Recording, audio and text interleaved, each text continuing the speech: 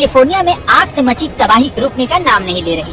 हालांकि अगर हम ये पूछें कि अमेरिका की कैलिफोर्निया में लगी आग का फिलिस्तीन की गाजा पट्टी से क्या रिलेशन है, तो शायद आप सोचेंगे कि ये भला कैसा सवाल है, इन दोनों में आखिर क्या लिंक हो सकता है। लेकिन एक्सपोस्ट पर इस समय दोनों का रिलेशन बताया जा रहा है। एक्सपोस्ट पर टर्किश सेंचुरी नाम से एक यूजर ने लिखा, apocalyptic scene on the 5th day of Los Angeles, still no rain, don't underestimate the prayers of Palestinians mothers who have lost everything on their bombs and bullets. इस user का कहना है कि 5वें दिन भी लॉस एंजलिस में आग नहीं बुझी है, अभी तक बारिश नहीं हुई है।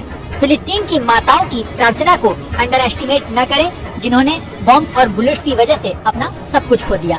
इसके अलावा जीशान अहमद ने लॉस एंजल्स की तस्वीर लगाई है और लिखा है, only Allah is super power, यानी अल्लाह ने ही ये सब कुछ किया है। उन्होंने भी गाजा की लड़ाई से इसको जोड़ा है। इसके अलावा डॉक्टर लिली फयाद ने लिखा है, you must lie on the bed you have made, मतलब कि जो बिस्तर आपने बनाया है आपको उसी पे लेटना पड़ता है। इसके नीचे उन्होंने गाजा में तबाही की और इसके बाद लॉस एंजल्स में आग लगने की दोनों की तस्वीरें एक साथ पोस्ट की है।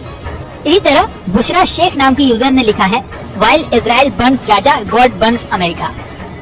इसके आगे इन्होंने लॉस एंजल्स की तस्वीर लगाई है। इनके कहने का मतलब है कि इजराइल ने जैसे गाजा को जलाया है, वैसे ही ऊपर वाला अमेरिका को जला रहा है।